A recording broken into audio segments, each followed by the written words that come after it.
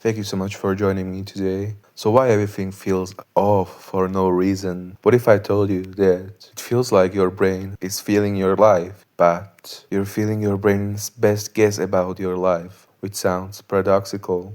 And that guess isn't just based on what's happening around you, even though it feels like that, like it's 100% just about that, just about what's around you, just about what's life showing you. But it's built. You're feeling your brain's best guess about your life. And that guess isn't just based on what's happening around you. It's built from what's happening inside you also. Your brain is constantly reading your body. Tiny signals like your heart rate, your breathing rhythm, your blood sugar, your cortisol levels, your serotonin and dopamine balance, your sleep depth, your hydration, your oxygen levels, your movement, your gut activity, your muscle tension, all of that gets combined and turned into a feeling. So even if your life is completely fine, if those signals shift even slightly, your brain can generate a version of reality that feels off. It can start to think about older problems, getting them back onto the surface. It can make situations feel way worse. It can start to create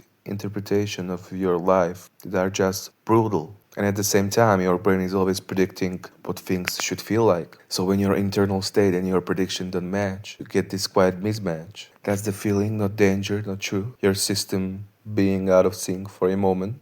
And your brain hates not understanding, so it starts searching for a reason. Because our brain is built in a way where uncertainty is one of the biggest threats ever for our brain in terms of how evolution appeared, etc. And many times the feeling looks like it came just from this clear event, but it could came from a mix of tiny internal signals and a prediction that hasn't updated yet. And sometimes giving our brain cleaner input, giving it repetition, it can actually update. But like of course our feelings and emotions are way too complex for a one advice, and my channel isn't about fixing you or about changing your world, how you feel. That's what professionals are for, psychologists, etc., doctors. But what I'm doing here is that I want to explore our feelings, thoughts, happiness, etc. I want to explore neuroscience, etc.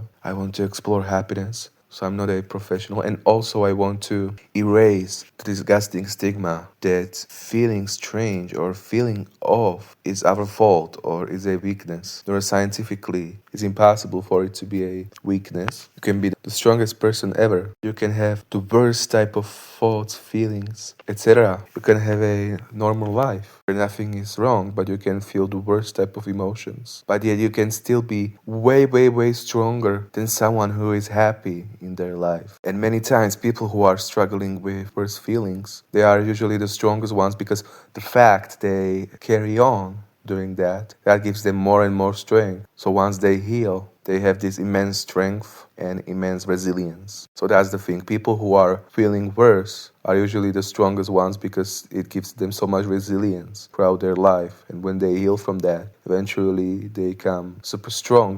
Thank you so much for hanging out with me today. I really enjoyed talking to you. Feel free to hang out with me even more and explore our feelings, thoughts, emotions, happiness, etc. I was so glad I could talk to you. And take care, especially take care. And I can't wait to catch you soon.